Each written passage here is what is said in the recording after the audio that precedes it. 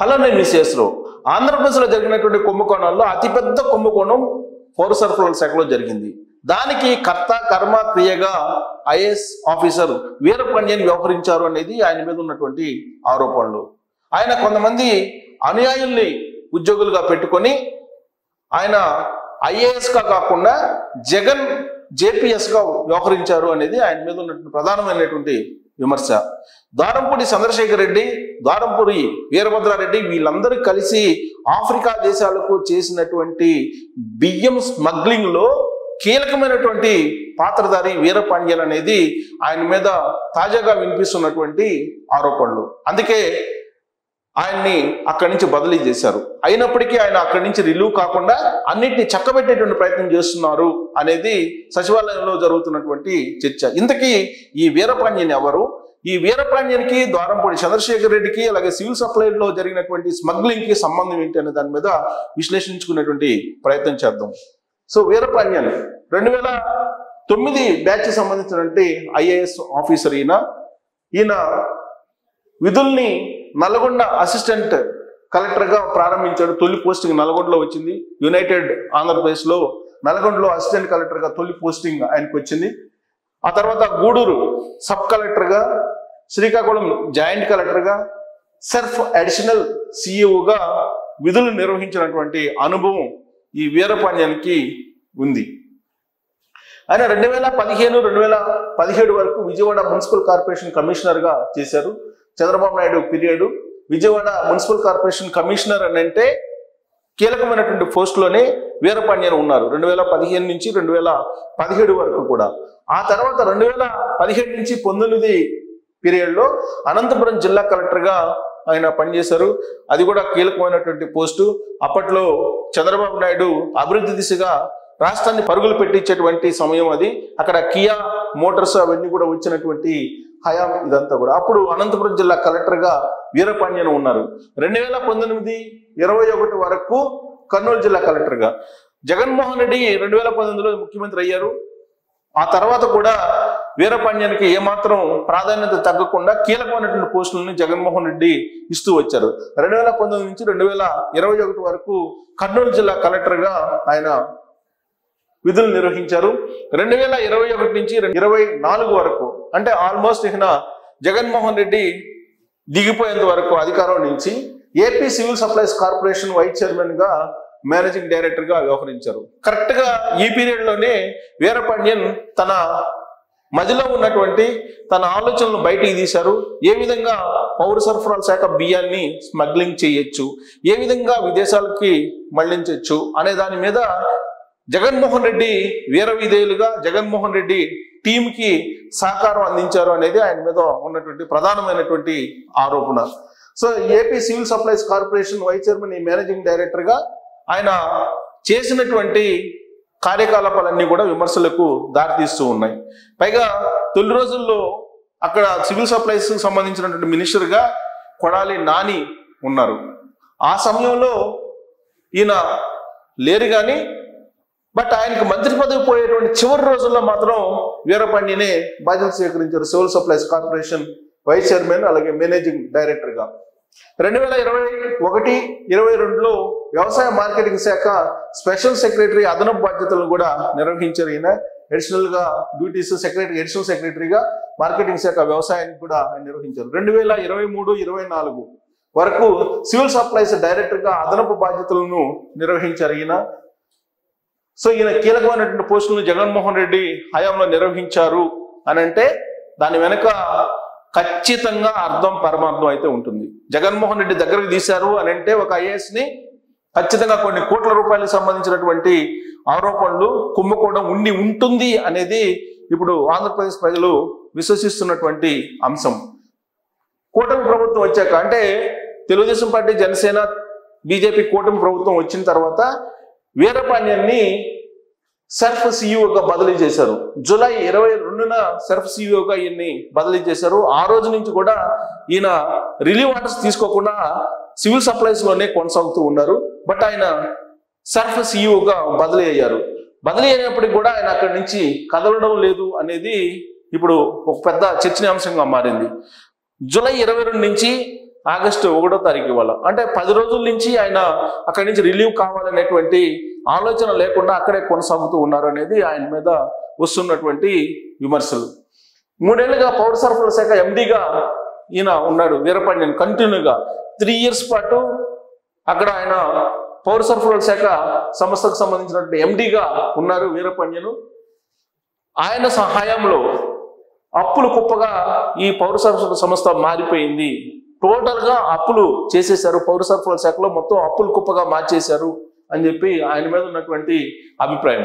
So ఈ అప్పుల విషయంలో మంత్రి నాదెండ్ల మనోహర్ ను తప్పుదారు పట్టించాడు వీరపాండ్యన్. నాదెండ్ల మనోహర్ ఇప్పుడు పౌర సరఫరాల శాఖ మంత్రిగా ఉన్నారు. ఆయన దాని మీద అధ్యయనం చేశారు లోతుగా.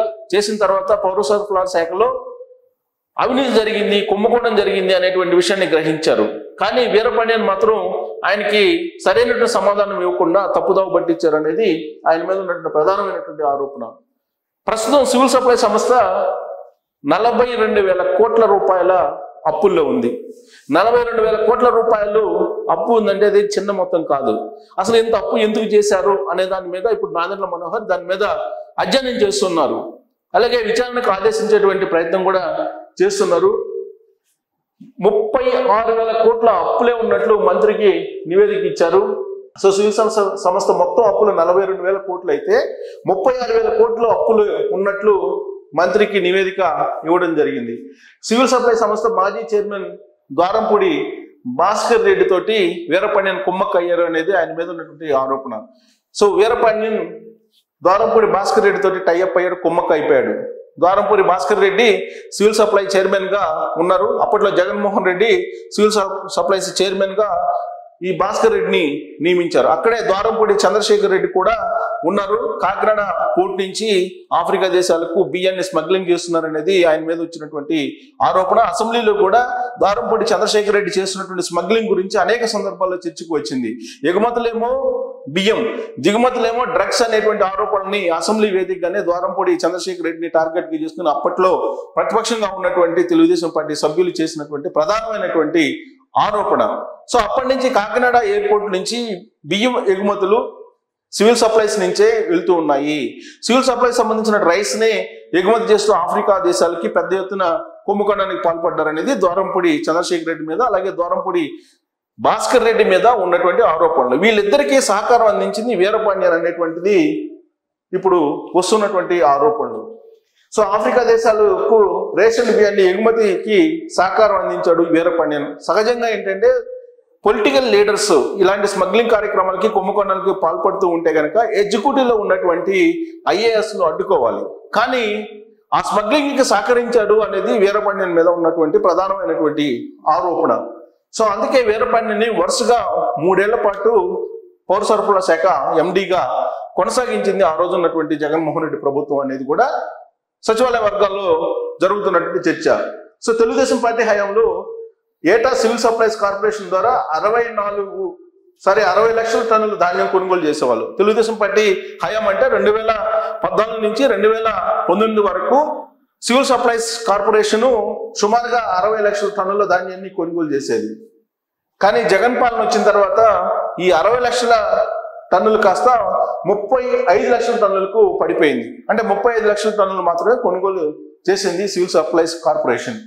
సో నిబంధనలకు విరుద్ధంగా మాజీ మంత్రి శ్రీరంగనాథరాజు చెందినటువంటి గోదాములు లీజుకి సాధారణంగా సివిల్ సప్లైస్ కొనుగోలు చేసినటువంటి రైస్ ని గోదాముల్లో పెడుతూ ఉంటారు. ఆ గోదాముల్లో నిల్వ చేయడానికి ప్రైవేటు వ్యక్తుల నుంచి వాటిని లీజుకి తీసుకుంటూ ఉంటారు.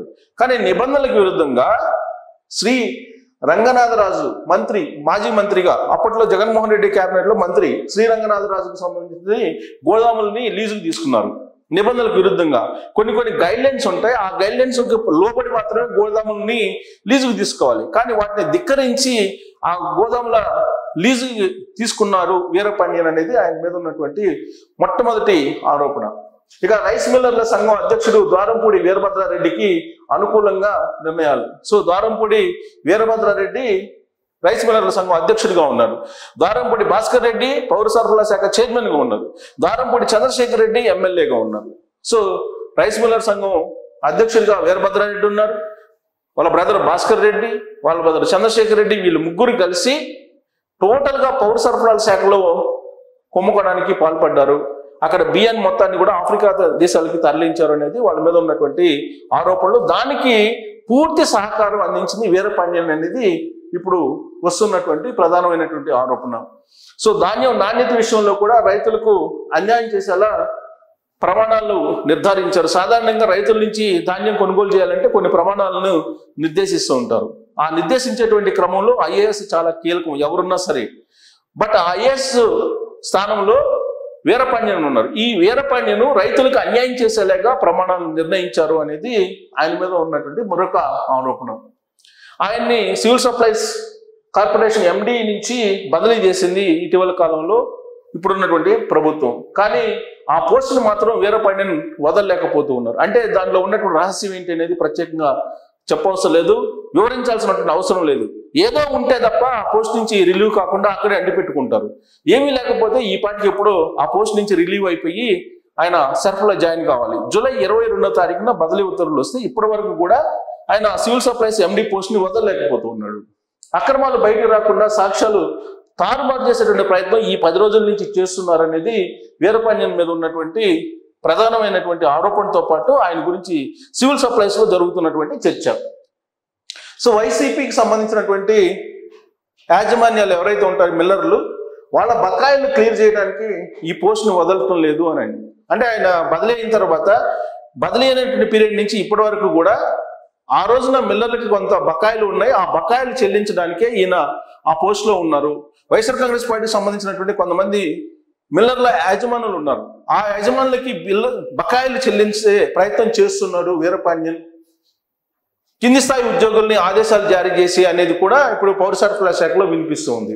కందిపప్పు చక్కెర టెండర్లలో కమిషన్ల కోసం పదవిని పట్టుకొని వేలాడుతున్నారా అనేటువంటి అనుమానాలు కూడా ఇప్పుడు వ్యక్తం చేస్తున్నారు సహచర ఉద్యోగులు కొంతమంది.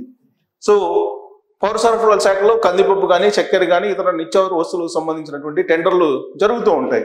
ఈ టెండర్లలో కమిషన్ వస్తూ ఉంటుంది. ఈ కమిషన్ కోసమే ఆయన ఇప్పుడు ఆ పోస్ట్ని వదలలేకపోతున్నారా అనేటువంటి ఒక చర్చ అయితే జరుగుతూ ఉంది. సో టోటల్ గా ఓవరాల్ గా మనం చూస్తే వీరపాండ్యన్ ఐఏఎస్ పౌర సరఫరాల శాఖలో జరిగినటువంటి అతిపెద్ద కుంభకోణానికి కర్త కర్మ క్రియగా ఉన్నారు అనేది ఆయన మీద ఉన్నటువంటి ప్రధానమైనటువంటి అభియోగం. ఆయన మీద ఉన్నటువంటి ఆరోపణ కూడా ద్వారంపూడి చంద్రశేఖర్ రెడ్డి, అలాగే ద్వారంపూడి భాస్కర్ రెడ్డి, అలాగే ద్వారంపూడి వీరభద్రారెడ్డి, వీళ్ళ ముగ్గురికి అన్ని రకాలుగా అన్ని కోణాల నుంచి సహకరించినటువంటి వీరపాండ్యానికి 3 ఏళ్ల పాటు కీలకమైనటువంటి పోస్ట్ని జగన్మోహన్ రెడ్డి ఆయన హయాంలో ఇచ్చారు అనేది కూడా చర్చ జరుగుతుంది రాజకీయ వర్గాల్లో. అసలు ఈ వీరపాండ్యను ఎక్కడి నుంచి వచ్చారు అంటే తమిళనాడు, స్వస్థలం తమిళనాడు రాష్ట్రం. ఆయన ఇటీవల కాలంలో ఫేస్బుక్లో కానీ లేదంటే అతను సంబంధించినటువంటి సోషల్ మీడియాలో కానీ ఆయన పెట్టుకున్నటువంటి థంబ్లైన్స్ కానీ లేదా ఆయన పెట్టుకున్నటువంటి ఫొటోస్ కానీ చూస్తే కనుక తమిళనాడు సంబంధించినటువంటి బిఎస్పి పార్టీ అధ్యక్షుడు ఎవరైతే ఉన్నారో అతని ఫోటో ఈయన పెట్టుకున్నారు అనేది. సో ఆయన ఎవరు ఏంటి అనేది ఇప్పటికే అర్థమైపోయి ఉంటుంది. జగన్మోహన్ రెడ్డికి కావాల్సినటువంటి వాళ్ళు, జగన్మోహన్ రెడ్డి ఏ దేవుణ్ణి అయితే నమ్ముతారో ఆ దేవుణ్ణి నమ్మేటువంటి వీరపాండ్యన్ ఇప్పుడు జగన్మోహన్ రెడ్డికి, జగన్మోహన్ రెడ్డి బ్యాచ్కి, జగన్మోహన్ రెడ్డి అనుచరులకి, జగన్మోహన్ రెడ్డిని అనుసరిస్తున్నటువంటి స్మగ్లర్లకి సహకారం అందించారు అనేది వీరపాండ్యన్ మీద ఉన్నటువంటి ఆరోపణలు. దీని మీద నాదెండ్ల మనోహర్ ప్రస్తుతం మంత్రిగా ఉన్నారు. ఆయన మాత్రం విచారణకు ఆదేశించేటువంటి ప్రయత్నాలు అయితే చేస్తూ ఉన్నారు.